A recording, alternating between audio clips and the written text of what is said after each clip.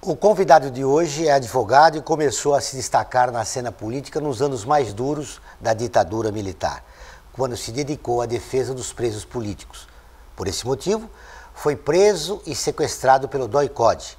Ex-deputado federal, foi um dos fundadores do PT, onde pediu sua desfiliação em 1985. O programa hoje recebe Ayrton Soares. Está no ar o Observatório do Terceiro Setor, o olhar da cidadania.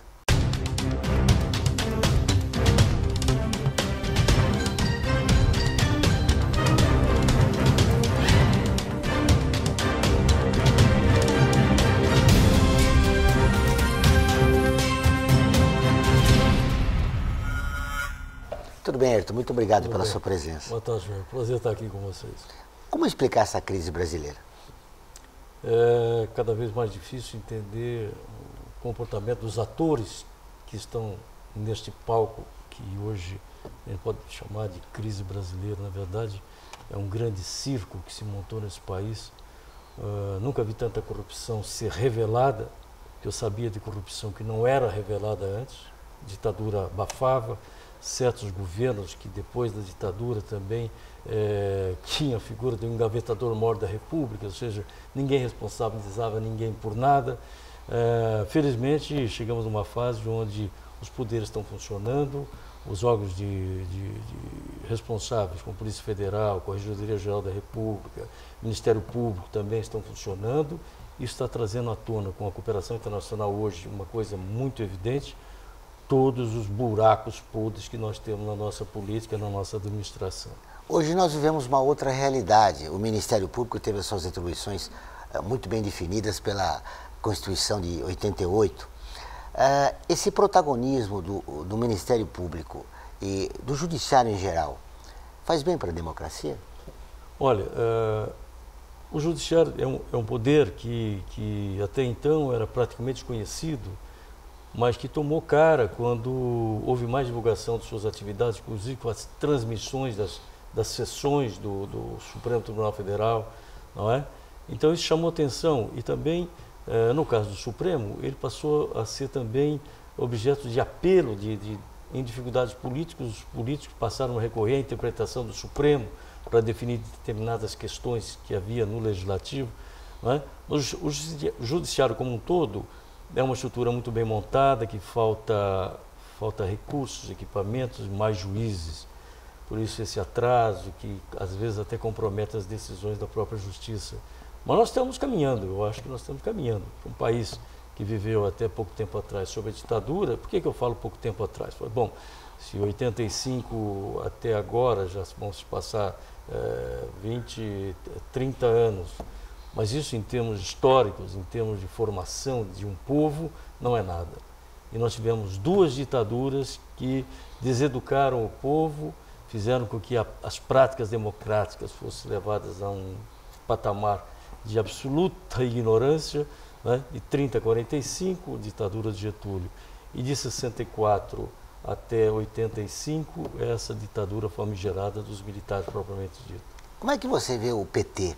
Você que já saiu em 1985 do partido. Foi. O que você poderia dizer do partido hoje?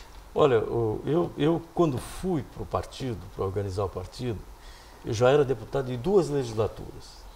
Eu tinha uma posição muito confortável no MDB. E fui daqueles que entenderam que o MDB como frente não levaria a nada.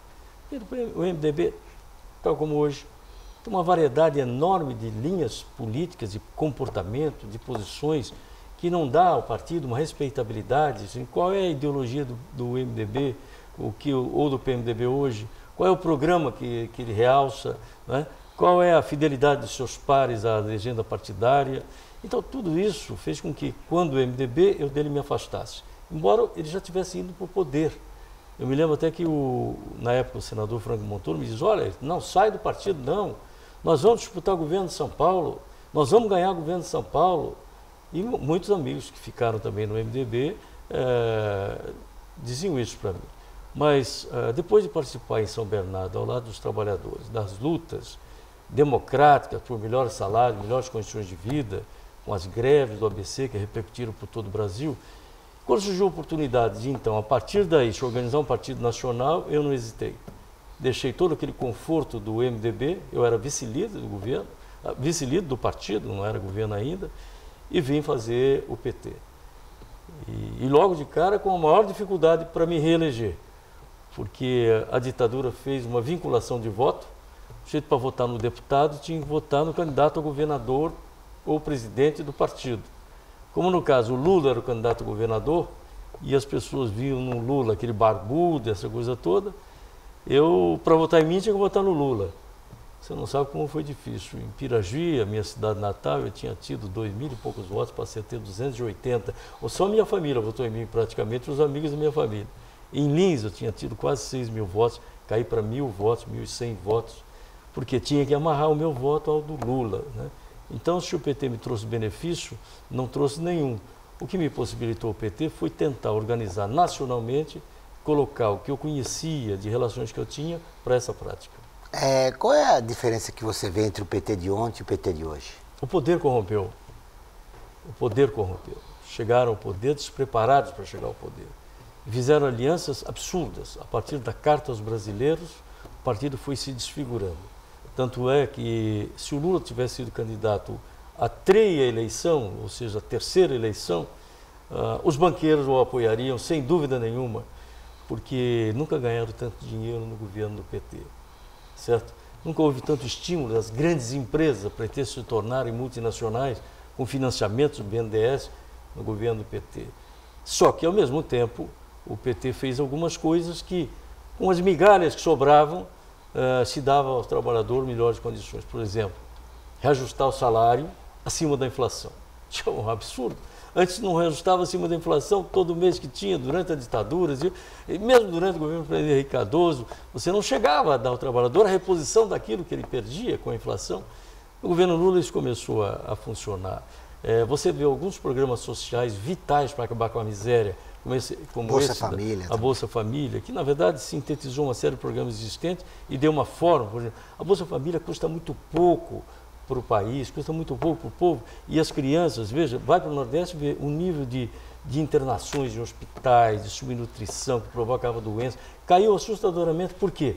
Porque a mãe é que recebe, e a mãe só recebe se ele leva atestado de matrícula na escola e a vacina escolar, e a vacina de saúde, senão não recebe. Então as crianças passaram a ir à escola, onde tinha merenda, e passaram a ter saúde, porque tinha que ir ao posto de saúde.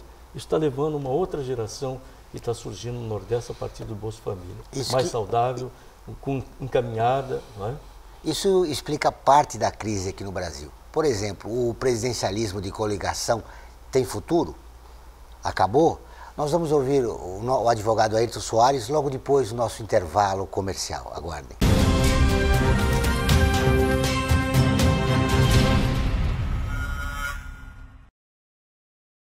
A FUNASP colabora com a USP nas relações entre fundações por meio de fóruns, simpósios, seminários, pesquisas e intercâmbio de informações, além do seu investimento na área social. Para melhores informações, entre no nosso site www.funasp.org.br. FUNASP, um marco entre o universo acadêmico e a sociedade. A vida nos traz muitas conquistas, mostrando que todo conhecimento e esforço compensaram em cada detalhe, cada emoção. Estudar na FIA me fez crescer profissionalmente e a conquistar um objetivo maior, que foi a felicidade de ajudar meus filhos numa carreira brilhante. E a FIA compartilha esses sonhos com a melhor estrutura, corpo docente e networking que conduzem ao sucesso e à felicidade. FIA, sua maior conquista.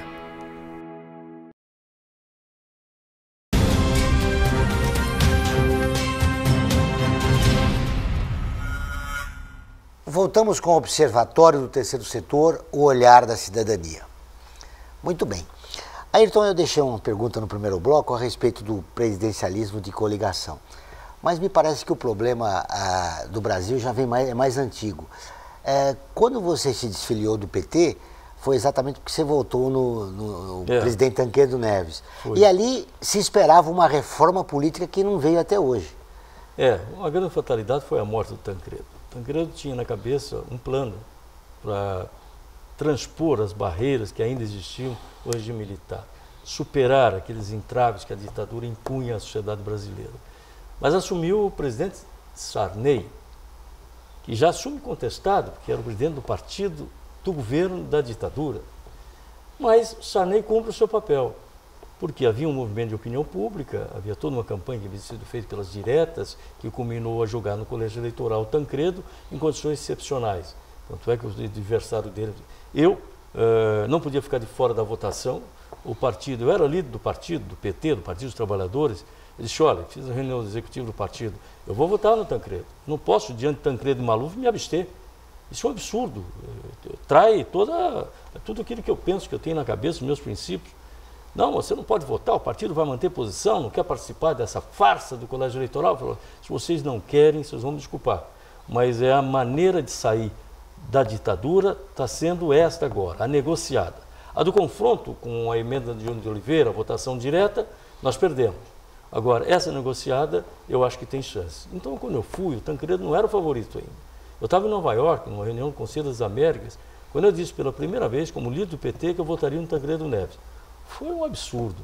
Então, depois que votei, primeiro me afastei da liderança, fui ao plenário, votei, como deputado que era, e pedi meu desligamento antes que surgisse um processo para me expulsar. Eu fui acompanhado da Beth Mendes, a deputada, a grande atriz de Beth Mendes, e do deputado José Eudes, do Rio de Janeiro, também um excelente deputado. Então nós saímos do partido voluntariamente, mantenho boas relações com as lideranças do PT, mas nunca mais voltei a essa grei partidária. As forças políticas que lutaram para o fim da ditadura militar não produziram uma reforma política ideal para o país. Essa crise que vivemos hoje é consequência disso? Sempre consequência disso. Por quê? Porque a partir da Constituição de 88, nós tivemos um regime quase semi-parlamentarista, porque o poder do Congresso é total. A presidência da República, ou no caso dos governadores de Estado, não fazem nada se não tiverem maioria nos órgãos legislativos. E o pior que aconteceu foi que esses órgãos legislativos, eles ficaram pior, não é?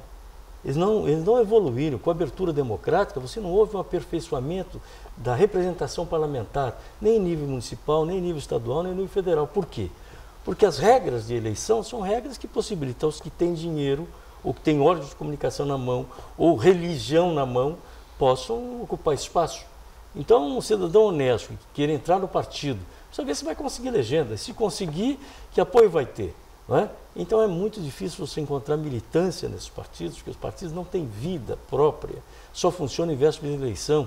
E esse é o básico do negativo da participação política no Brasil. Você não tem canal para o jovem idealista participar. Então fica na mão dos aproveitadores. Hoje você vê aí, o Congresso Nacional vai votar em impeachment da Presidente da República, a Câmara vai votar agora, com 65 membros de uma comissão, desses 65, 39 estão sendo processados, ou por corrupção ou por crimes mais graves. Esses vão julgar se a presidente deve continuar no cargo ou não. O presidente da Câmara, que é o piloto disso tudo, tem 8 denúncias contra ele, está processado com dinheiro já descoberto no exterior, atestado pela Procuradoria da República da Suíça. Não é? Então não é uma coisa que inventaram contra ele, está lá, é um cara de pau, não é? Finge que não fosse nada com ele. E essa é a elite da política brasileira hoje. Então, Heitor, diante dessa realidade, qual é a solução para a crise? Olha, nós estamos vivendo um momento crucial da crise, que é esse processo de impeachment que está sendo apreciado pela Câmara no momento. Depois vai ser julgado pelo Senado e com a presidência do presidente do Supremo Tribunal Federal.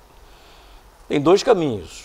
Ou essa comissão dá início ao processo, e aí então o processo vai passar por um período terrível, porque são 180 dias que tem de desdobramento da primeira fase. Se o Senado receber a denúncia que veio da Câmara, o plenário pode não receber, o Senado pode não receber por maioria simples. Mas se recebe, aí tem 180 dias. Como é que nós vamos aguentar 6 meses essa crise e ninguém fazendo nada para resolver o problema da crise? Como é que nós vamos aguentar?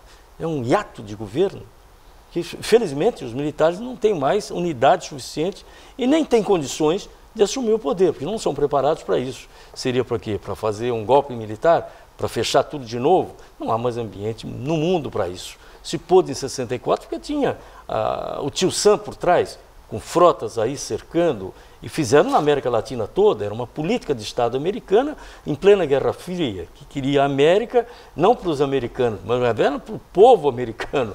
Uma América que não pudesse ficar à mercê de um possível governo comunista. Então, isso foi. Agora, não existe mais isso.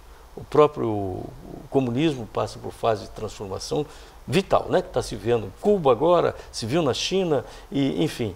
Então, o que se espera é que as coisas possam fluir mais rápido, para que se possa alguém voltar a governar o país.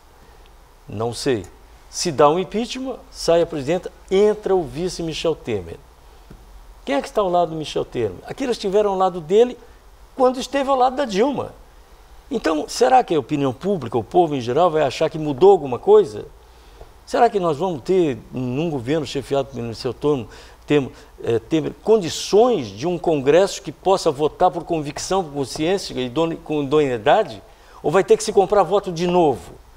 Então vamos repetir a mesma coisa? O povo não vai aguentar isso. O que daria legitimidade para um novo governo, seja Dilma, seja Temer, seriam as eleições? Seriam, eu não tenho dúvida nenhuma. Hoje, pela desconfiança generalizada nos políticos, e eles merecem, pela desconfiança generalizada na forma de governo que foi imposta pela Dilma, uma autoritária, uma que atropelou muitas tendências boas que havia dentro do partido para impor a sua vontade, e o desgoverno e a corrupção, né?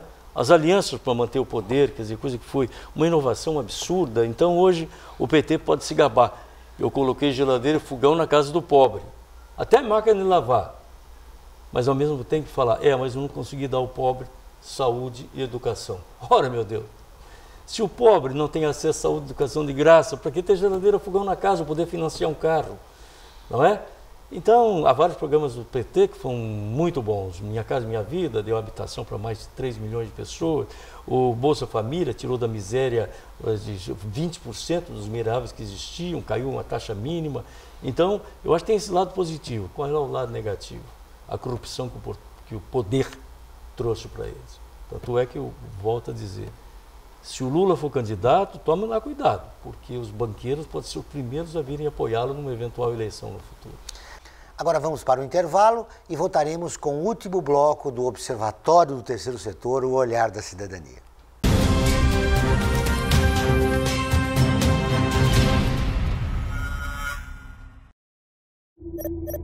Internacionalizar a economia afeta o seu emprego?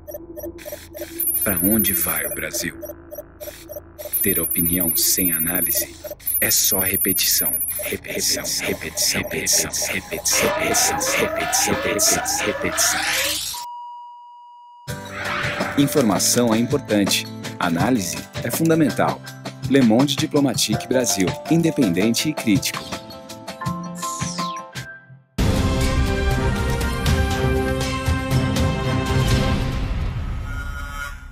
Chegamos ao último bloco do Observatório do Terceiro Setor, o Olhar da Cidadania.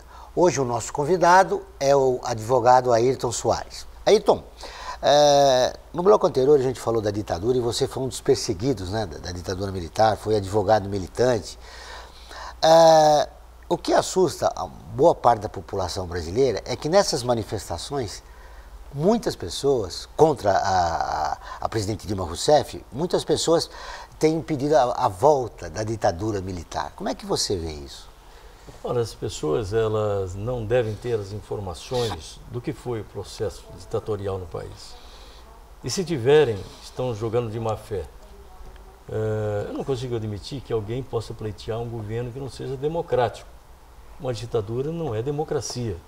Não sei como alguém pode defender a ausência de liberdades.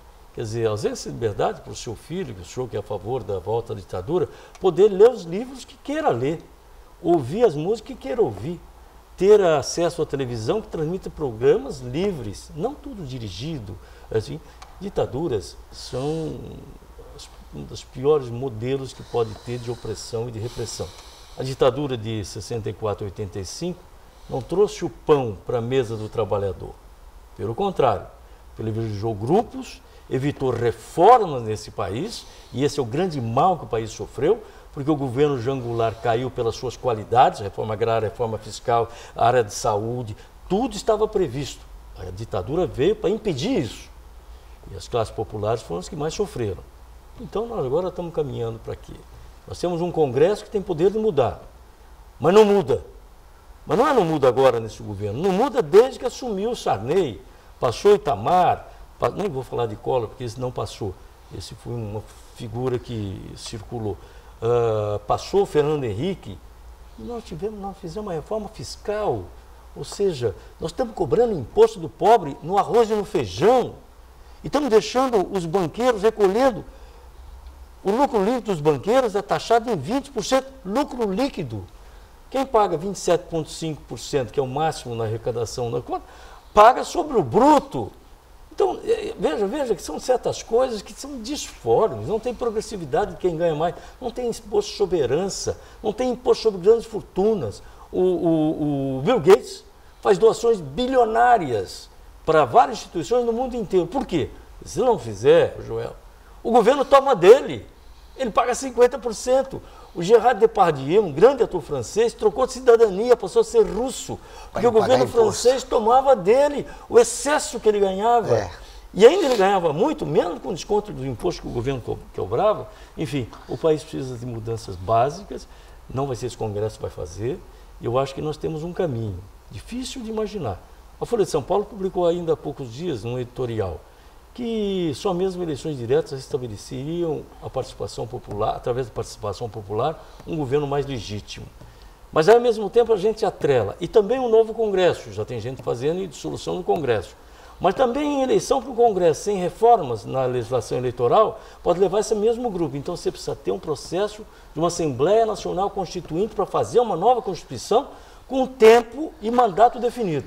Tem um ano para fazer Constituição, não pode ser candidato a nada quem participar disso e tem que ser pessoa ilibada. Bota ter fiz a sushi. O segredo da solução da crise seria uma Constituinte exclusiva, né? Sem dúvida nenhuma. Porque o cidadão que se habilitar sabe que não vai lá para ter emprego, para ganhar dinheiro, não vai ter acesso ao poder, vai simplesmente trabalhar numa nova Constituição.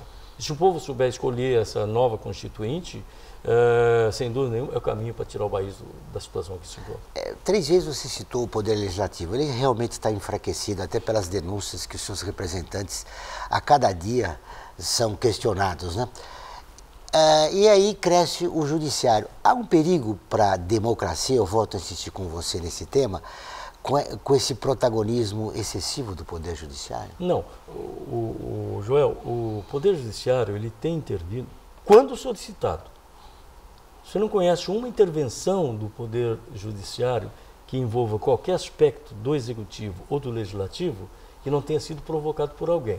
Ou é por partidos, ou é por deputados. Veja essas últimas intervenções judiciais. Mas a fala da presidente aí foi divulgada pelo juiz Sérgio Moro um dia antes de uma manifestação. O Sérgio Moro admitiu que foi um equívoco, causou um constrangimento.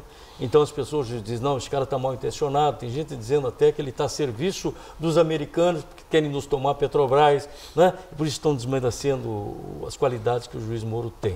O juiz Moro é um juiz competente, o juiz já teve um outro processo onde saiu muito bem, que é o estado do Banestado, no Paraná, que deu mesmo o chefe Doleiro, que foi preso.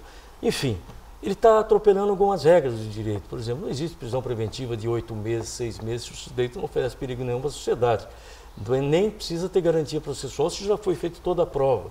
Então, isso tudo ele vai mais tarde ver que se paga um preço quando os recursos chegarem nos tribunais. Mas, sem dúvida, o juiz Moro hoje é um marco no Brasil. Ele mostrou a possibilidade de, através da justiça, se corrigir muitas coisas no país, especialmente as coisas erradas que são praticadas pelos corruptos. Diante dessa realidade e dessas distorções que você enumerou, como é que você vê o futuro da Lava Jato?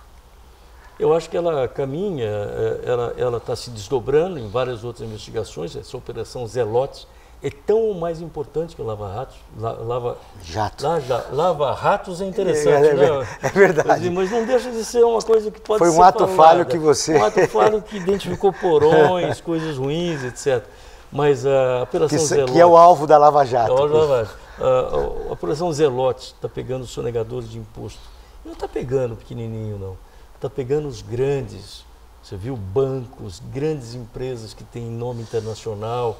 Um dos bancos atingidos é um banco cujo dono é um dos maiores, mais ricos do mundo, né? Então tem outros juízes aí que não estão com a fama do Moro, mas que estão trilhando o mesmo caminho e talvez seguindo até inspirados pelo Moro ou na mesma linha dele, pura e simplesmente. E isso é que vai nos levar a sanear o país, porque você tem banqueiro corrupto, você tem empresário corrupto, não estou falando de pequeno, tem políticos corruptos, diretores de empresas corruptos, pelo menos isso nós apuramos. Mas você tem aquela corrupção pequena, que está lá na essência do povo. O sujeito que puxa um gato, o que é um gato? Pega a eletricidade do poste e põe na casa dele. Ou o sujeito que tem uma verba de viagem para fazer um trabalho, chega no restaurante e fala, você me dá uma nota de 20, eu gastei só 10, mas me dá uma nota de 20 para o patrão pagar. Mas isso é muito pouco. Isso é o povo que realmente tem poucas condições de sobrevivência, que apela para isso, para puxar um gato, etc. Isso não se compara em nada com a grande corrupção que o país hoje tem. Quero finalizar com você. Você que é uma pessoa experiente, um parlamentar experiente, conhece o parlamento brasileiro como poucos. O impeachment da presidente Dilma passa? Olha, hoje estabeleceu-se um mercado lá. Pelas razões que foram aventadas, que fazem parte da pauta das acusações contra ela, eu, se deputado, não votaria a favor. De maneira nenhuma. Essas questões fiscais que foram adotadas pelo governo dela, que pega dinheiro do Banco do Brasil, paga uma conta do Ministério tal, estou falando para poder ser entendido, e depois devolve o Banco do Brasil, isso chama Lei de Responsabilidade Fiscal. Está proibido fazer isso. Mas não tem dinheiro no bolso dela. Ninguém disse que ela pegou dinheiro. Felizmente para ela, esse é o grande trunfo que ela tem. Ela está isenta de acusações de que tenha entrado em qualquer esquema de corrupção, pego dinheiro, ter propriedade, dinheiro no exterior. Eu não votaria por essas questões. Talvez eu estaria torcendo para que o processo no Supremo Tribunal Federal hoje, no Tribunal Superior Eleitoral hoje, pudesse ser mais eficaz. Anula as eleições, não é? E convoca-se novas eleições. Talvez isso seja menos sofrido para o povo brasileiro. Prazer em ver, obrigado pela entrevista. O Observatório dessa semana termina aqui. Nós queremos continuar em contato com você. Acompanhe notícias, artigos, nosso programa de rádio e TV e muito mais no portal www.observatório3setor.com.br.